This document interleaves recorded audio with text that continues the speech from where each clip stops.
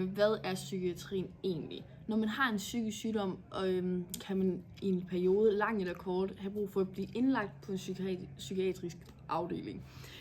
Og blive behandlet og helbredt. Og blive bedre til at kunne leve med den her psykiske sygdom, hvis der fortsat kommer til at være symptomer.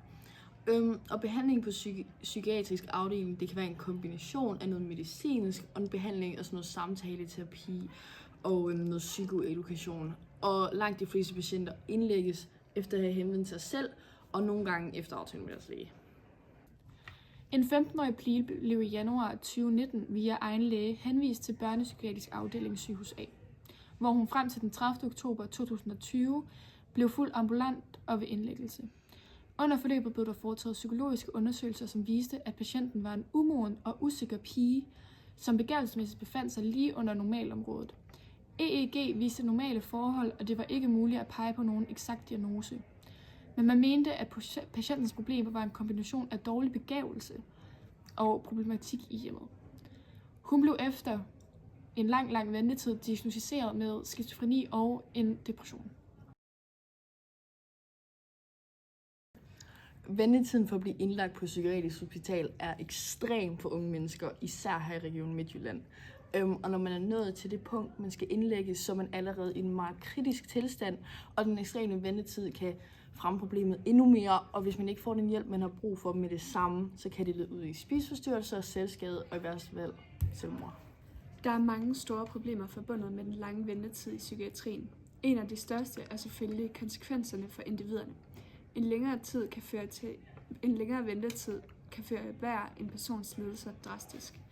Når man søger om hjælp i det offentlige, er det fordi, man er nået til et punkt, hvor man har brug for en støttelse. Når dette så udskydes i længere tid, kan det så forværre lidelsen i en voldsom grad. Statistikker viser, at ventetiden for bare at få en konsultation med en psykiatriker er steget markant siden 2018. I 2018 havde den i gennemsnit 23,6 uger, hvor der i 2024 i gennemsnit er en ventetid på 103,6 ugers ventetid. Dette bliver nødt til at blive ændret, da man kan læse inde på Midtjyllands officielle hjemmeside, at alle borgere har ret til at få hjælp maks 30 dage efter, at de har søgt om det. En af de anden vigtige aktører er de samfundsmæssige problemer. Dette er ikke noget, der bliver snakket om meget, men når en persons sygeforløb udskydes i ventetiden i psykiatrien, kan det altså også sætte et stort pres på vores samfund, da det fører til et længere sygeforløb, eller presser på vores økonomi i forhold til mangel af arbejdskraft. Og i sammenhæng med det her, så kan personer, der lider psykisk, opleve en stigma på arbejdspladsen, og det kan altså forværre en persons tilstand kraftigt, og føre til, at de måske slet ikke vil tilbage til deres forhenværende arbejdsplads, og så oven i det her pres med at lide psykisk, så skal de også finde et nyt arbejde, og det kan øge deres psykiske lidelser. Den lange ventetid, den kan også føre til et rimelig stort etisk problem, da det stiller spørgsmål til, hvem der så bliver valgt som til at være de første i den her kø. Det kan altså gøre, at dem, der så står bagerst i køen til at få hjælp, de kan føle sig nedprioriteret eller fravalgt. Det kan også forårsage et kæmpe tilbageslag for folk, som måske har haft svært ved at søge hjælp, og har problemer med selvværdet, som så nu får endnu et tilbageslag, fordi at de ikke bliver valgt først. Den lange ventetid i psykiatrien er et komplekst problem. Dette kræver flere løsninger, som adresserer både systemet og de enkelte patienters behov. Det er et problem, som ikke kan løses af at rette på en specifik ting i vores samfund, og det kan tage lang tid. Det vil tage lang tid. Vi er kommet frem til nogle specifikke ting, som vi mener, at vi kunne forbedre ventetiden med. En af vores første løsninger, det kunne være, at der blev øget brug af sådan terapi og teknologi sådan kombineret, og det hedder telepsykiatri, og det findes allerede og bliver allerede brugt, men det er ikke så udbredt, og der er ikke særlig mange mennesker, der kender til det her begreb. Men det kan også være et redskab til dem, der har det så dårligt, de kan komme ud af deres hjem og deres trygge rammer, så det er en god måde at hjælpe folk på, hvis man ikke har ressourcer nok til at gøre det fysisk med alle. Det her, det tillader altså patienterne at blive derhjemme og snakke med en psykolog i de trygge rammer af deres eget hjem. Det tillader også psykologen at have flere patienter på en dag, fordi de ikke skal bekymre sig om folk de måske har overskud til at møde op, eller om de aflyser i sidste sekund. Det gør altså, at psykologen den kan have flere patienter lige ved hånden. I samarbejde med dette mener vi også, at det vil hjælpe, hvis de forskellige sektorer i det offentlige havde en bedre kommunikation og et bedre samarbejde. En samarbejdsplan mellem almen praktisk og psykiatrien vil ikke kun føre til et bedre forløb for selve patienten, da alle vil være på samme side i forhold til, hvad de har brug for. Det vil også spare tid, da det i øjeblikket tager alt for lang tid i den almene praktisk at få viden overført til psykiatrien, da de ikke har et særligt godt samarbejde, og det ikke er godt nok.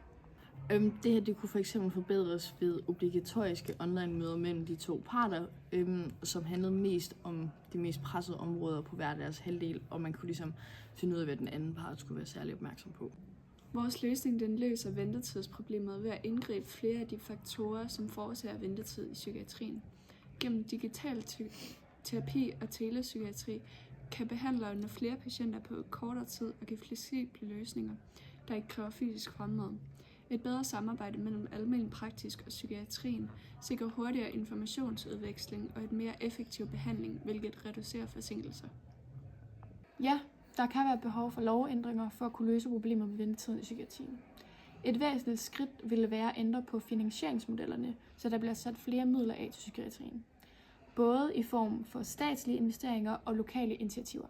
Lovgivningen kunne også fremme større samarbejde mellem den almene praktisk og psykiatrien for at sikre en mere effektiv og hurtig udskillelse af informationer, hvilket så selvfølgelig kan reducere den ventetid, som er problemet. Vores løsning har selvfølgelig også nogle fejlkilder og ting, der kan gå galt i forhold til det. For eksempel, at mange mennesker, både patienter og sundhedspersonale, kan være lidt skeptiske i forhold til digital terapi og telepsykiatri.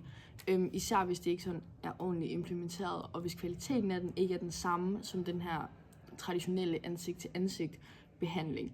Og hvis teknologien ikke er brugervenlig, eller hvis patienter ikke føler, at de får den samme opmærksomhed via digital behandling, så kan det føre til frustration og manglende opbakning.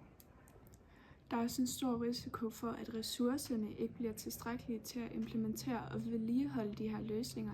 For eksempel kan det være, at de nødvendige investeringer i telepsykiatrien, som kræver opdatering af mange teknologiske systemer og uddannelse af personale, ikke får tilstrækkelig økonomisk støtte. Et andet potentielt problem er, at der ikke opnås tilstrækkeligt samarbejde mellem de sektorer i sundhedssystemet. Uden en klar og effektiv plan for samarbejde mellem almen praktisk og psykiatrien, kan informationsudveksling mellem de to sektorer forblive langsommere og fragmenteret, hvilket kan føre til længere ventetid og en ineffektiv behandling, hvilket modsætter det problem, vi prøver at løse.